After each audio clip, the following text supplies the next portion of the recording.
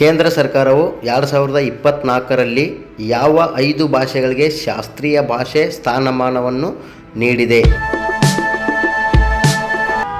ಸರಿಯಾದ ಉತ್ತರ ಮರಾಠಿ, ಬೆಂಗಾಲಿ, ಅಸ್ಸಾಮಿ, ಪಾಲಿ ಮತ್ತು ಪ್ರಾಕೃತ. ಪ್ರಶ್ನೆ 2, ಹೈಫಾ ಯಾವ ದೇಶದ ಪ್ರಸಿದ್ಧ ನಗರವಾಗಿದೆ?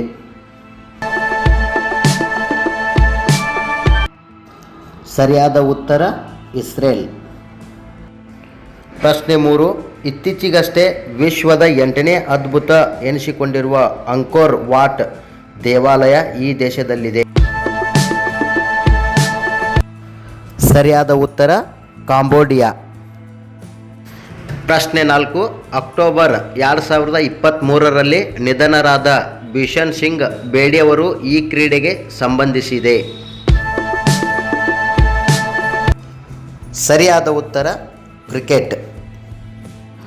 5ನೇ ಪ್ರಶ್ನೆ, ಭಾರತದ ಯಾವ ರಾಜ್ಯವು ರೈಲ್ವೆ ಮಾರ್ಗವನ್ನು ಹೊಂದಿಲ್ಲ?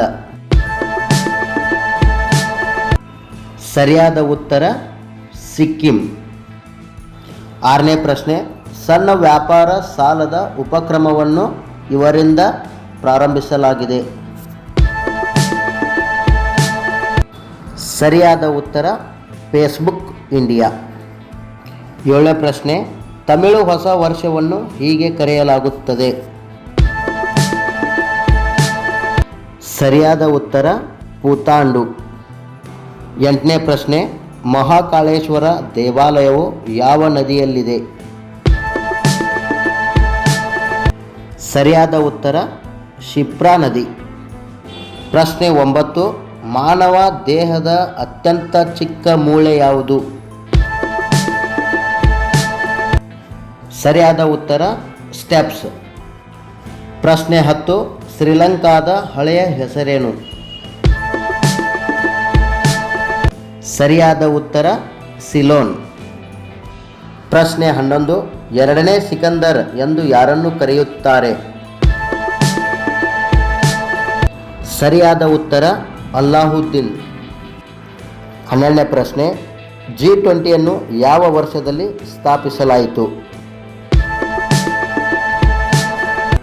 ಸರಿಯಾದ ಉತ್ತರ 1999. ಆತ್ಮೀಯ ಸ್ನೇಹಿತರೆ, ಪ್ರಮುಖವಾಗಿ SSGDಯಲ್ಲಿ ಬರುವಂಥ GK ಇಂಪಾರ್ಟೆಂಟ್ ಕ್ವಶನ್ಸ್ಗಳು ಸ್ನೇಹಿತರೆ, ಆಸಕ್ತಿಯುಳ್ಳ ಅಭ್ಯರ್ಥಿಗಳು ನಮ್ಮ ಚಾನಲನ್ನು ಫಾಲೋ ಮಾಡಿ. ಮತ್ತು ಮುಂದಿನ ವಿಡಿಯೋದಲ್ಲಿ ಮತ್ತೊಂದಿಷ್ಟು ಕ್ವಶನ್ ತೊಗೊಂಬರ್ತೀನಿ ಸ್ನೇಹಿತರೆ. 2025ರಲ್ಲಿ ಏನು ಎಕ್ಸಾಮ್ ಬರಾಕತ್ತೀರಿ, ಎಲ್ಲರೂ ಚೆನ್ನಾಗಿ ಓದ್ರಿ. All the best. Thank you. ಜೈ ಹಿಂದ್.